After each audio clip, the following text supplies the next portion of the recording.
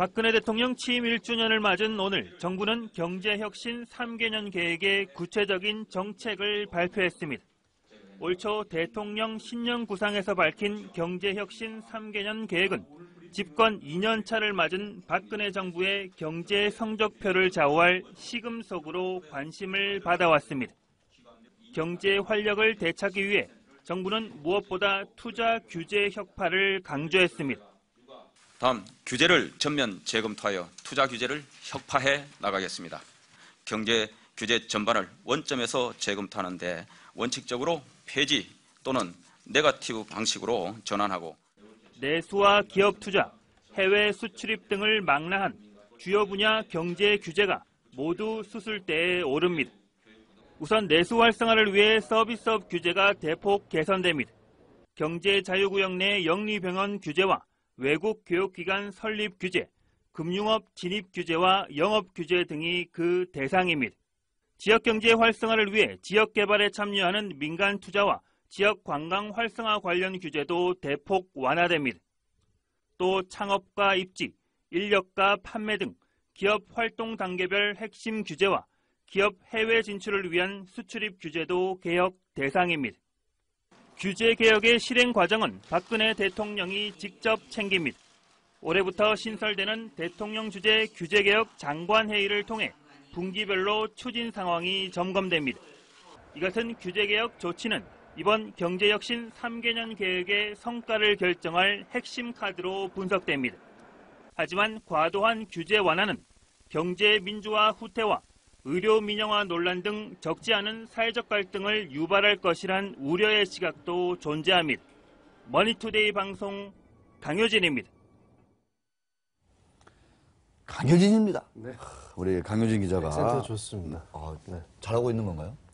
뭐 개인적으로는 좀 별론데요. 뭐 자신에 맞게 잘하면 될 것 같아요. 알겠습니다. 네. 자, 박근혜 대통령도 이제 생방송 통해서 직접 이제 말씀을 하셨는데 네. 규제를 전면 재검토하겠다. 그래서 원점에서 재검토하고 원칙적으로 규제를 폐지하겠다. 또는 네거티브 방식으로 전환하겠다. 예, 추경호 차관이 직접 밝힌 내용인데요. 이게 뭐냐면 안 되는 것만 몇 개 딱딱 지정하고 나머지는 다 풀어버리겠다. 그렇죠. 네. 이게 이제 네거티브 방식으로 제가 이해를 하고 있는데 그 분야를 얘기를 할 것 같으면은 내수, 기업 투자, 해외 수출입 주요 분야 경제 규제가 모두 수술대에 오르고 있다. 재계에서 나름 어떻게 좀 반가워할 것도 같은데 어떻습니까? 네, 특별히 뭐 일단 규제가 풀린다면 뭐 기업 입장에서 반가울 테고요. 특히나 네. 뭐 투자나 수출입 이쪽에서 어떤 규제가 혁파되면 네, 네. 기업 입장에서 당장 뭐 피부로 느낄 수 있을 텐데 저는 이런 이 지역 개발에 참여한 민간 투자나 지역 네. 관광 활성화 관련 규제 대폭 완화, 뭐 관광 활성화 이런 건 좋습니다. 뭐 네. 근데 우려되는 부분이 개발에 참여하는 민간 투자를 활성화 이런 부분은 사실 그동안의 부동산 경기와 맞물려서 좀 우려되는 부분도 있고요. 지역 관광 활성화 규제라는 완화라는 것도 참 우리나라 지역 관광 활성화 뭐 여러 대책들이나 뭐 추진되는데 참 지역색도 없고 뭐 천편일적인 방식으로 추진이 되지 않았습니까? 과연 네. 어떤 좀 구체적인 로드맵이 나올지가 좀 관건으로 보입니다. 그렇습니다. 특히 이제 규제하면은 이제 그 대표적인 규제가 또 금융시장, 네. 자본시장 규제거든요. 그렇죠. 세계에서 이루 말할 수 없는 규제 장막에 둘러싸여가지고 우리의 금융시장, 자본시장이 지금 현실이 어떻습니까? 근데 다만 이 시장에 대한 규제를 혁파하겠다 이런 얘기는 또 이렇게 잘 안 들려요. 네, 그 부분이 좀 빠진 것 같아요. 예, 이것도 좀 지금 걱정이 많이 되고 있습니다. 네. 우리 많은 국민들, 시민들 지금 이 펀드 안 올라가지고 골머리가 또 이렇게 골머리를 앓고 있지 않습니까? 네. 네, 이런 것들도 2차제 정부 차원에서 대대적인 규제 어떤 재검토 이런 것들을 좀 해 보셨으면 한다 이런 생각이 들고요. 그림 몇 개 보면서 한번 오늘 박근혜 대통령이 직접 밝힌 경제혁신 3개년 개혁 주요 내용 보겠습니다. 3개년 계획 주요 내용 보겠습니다. 자, 공공기관 부채 비율 200%로 낮춰라. 2017년까지 이렇게 딱 지정이 되어 있네요. 입찰 비리 생기면 원 스트라이크 아웃. 그냥 한 번 걸리면 바로 이제 아웃이다. 삼진 아웃도 아니고 그냥 예. 한 번만에. 그냥 스트라이크 아웃입니다. 네. 모든 정보를 공개하겠다 이런 얘기입니다. 네. 자, 저런 정부 공공부문 개혁 낙하산부터 정상화 시켜야 할 텐데 지금 뭐 이 공무원들 낙하산, 정치인들 낙하산 고쳐지지 않고 있거든요. 그렇죠. 그래서 더 근본적인 것들을 방치해놓고 공공부문의 계획이 될 수 있을까라고 의아해하시는 분들도 적지 않게 있다는 것도 뭐 상식적으로 많은 분들이 알고 있는 것 같습니다. 계속 이어서 보겠습니다. 네, 조정현 기자도 재계 출입하면서 오늘 그 3개년 계획 관심들이 많았을 텐데 딱히 뭐 이렇게 좀 뭐랄까 파격적이다. 네. 뭐 아주 참신하다. 새로운 내용은 별로 없는 것 같습니다. 사실상. 네.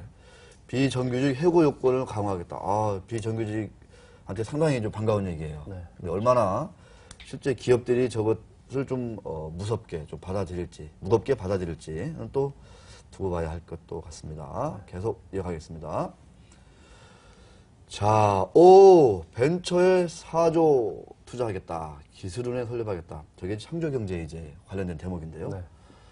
2천억 원 규모로 펀드도 만들고, 2017년까지 R&D 투자를 GDP의 5% 수준으로 끌어올리겠다. 저렇게 하면 좀 벤처가 좀 활성화되고 창조경제가 좀 어떻게 좀 쑥쑥 성장할 수 있을까요? 어떻습니까? 일단 뭐 4조 원 막대한 규모인데 저걸 과연 어떻게 집행하느냐가 또 문제일 테고 보통 우리나라는 뭐 금액을 많이 투입해서 집행한다고 하면 꼭 위원회가 생기고 어떤 네. 조직이 생기고 그 과정에서 좀 출혈이 생기지 않습니까? 그런 네. 좀 낭비적인 요소들이 사라지는 좀 혁신적인 방안이 나왔으면 좋겠습니다. 그렇습니다. 저 돈이 언제 어떻게 누구한테 가서 어떻게 쓰이는지를 잘 좀 이렇게 그렇죠. 감시를 해야 돼요, 사실. 네. 이전에 그 정부의 막대한 지원 자금들이 보면은 나중에 시간지라고 보니까 그게 어디로 갔는지 아무도 모르는 경우가 많거든요. 네.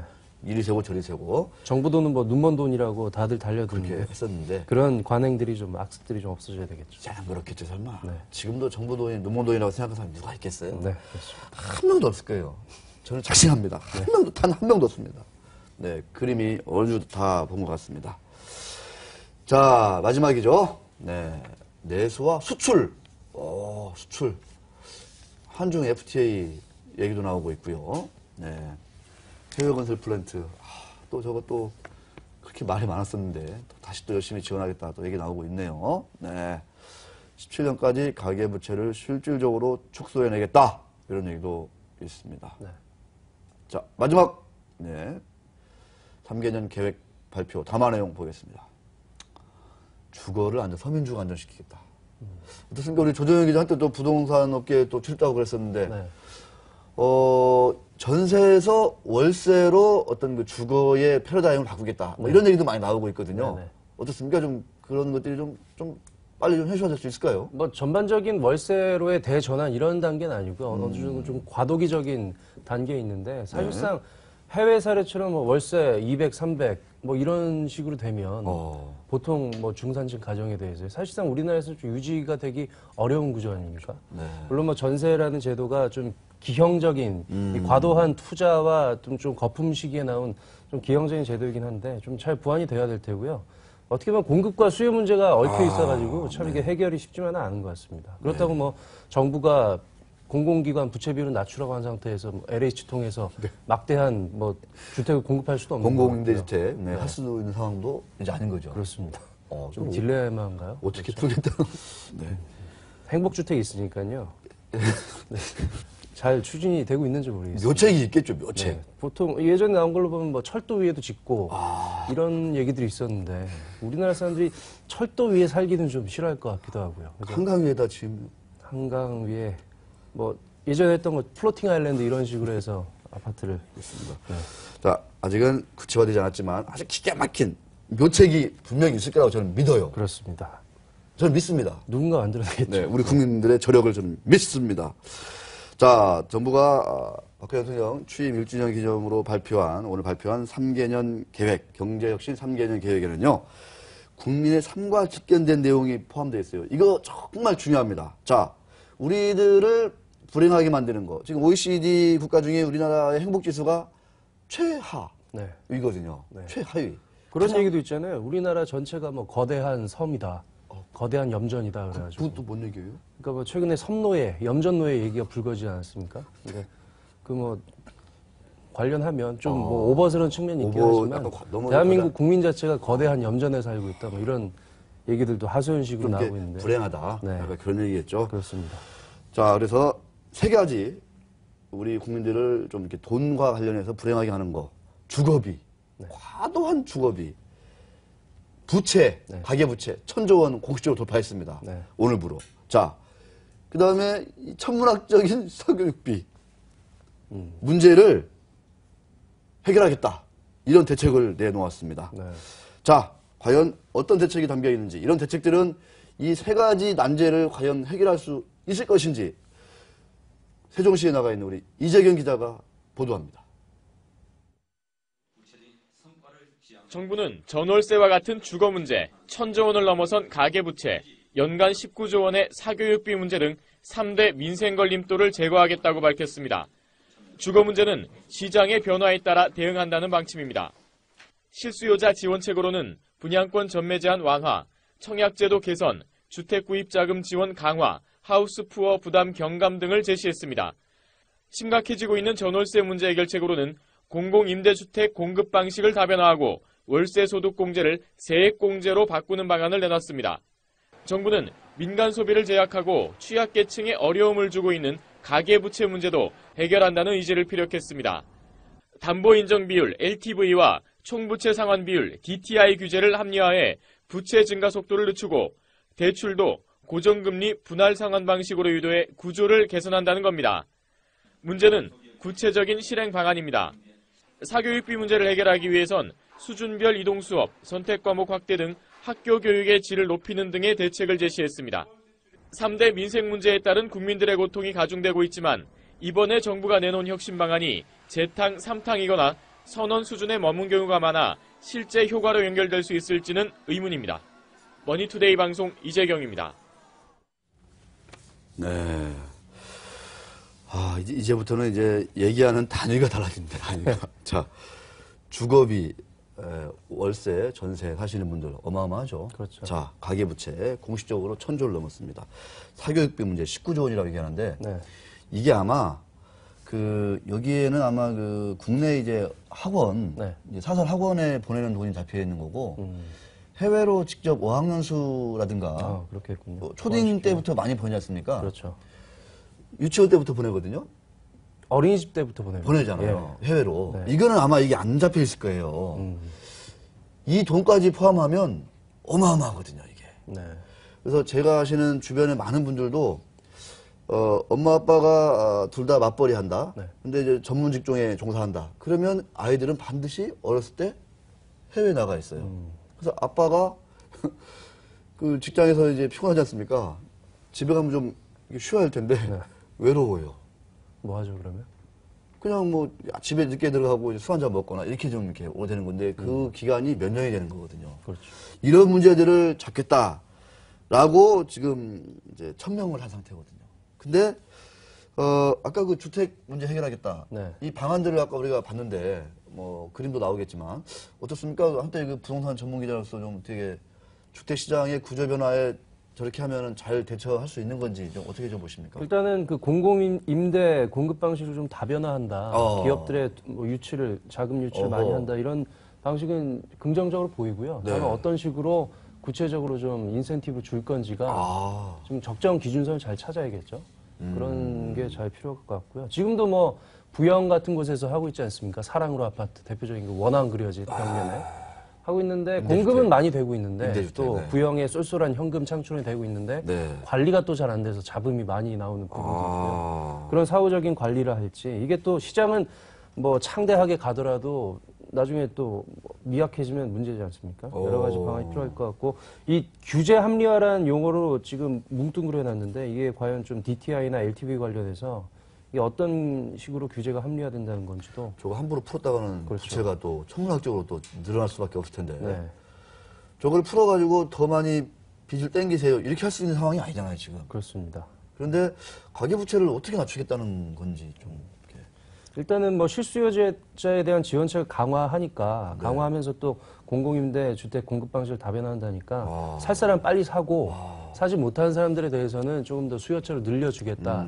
팔 사람들 빨리빨리 팔고 부채를 줄여서 뭐 임대로 가거나 뭐 전월세로 가라 뭐 이런 얘기도 담겨 있는 것 같아요. 네, 그죠? 그렇습니다. 일단 살 사람들이 사는 게 제도의 뭐 근간으로 보이는데요. 그 정책에. 팔 사람들도 팔고. 네. 그런데 다만 지금 거시적인 경제 측면에서 살 사람들이 사라고 정부가 사라고 하는 신호는 보낸 지 꽤 되지 않았습니까? 그렇죠. 물론 파격적인 정책 변화 있었던 건 아니지만 이번에 과연 뭐 그렇게 또 한번 푸시를 할 수 있을 만한 그런 수요자도 푸시를 할 수 있을 만한 얼마나 좀 임팩트 있는 그 정책이 나올지가 좀 관건인데 네, 알겠습니다. 한번 지켜봐야 될 것 같습니다.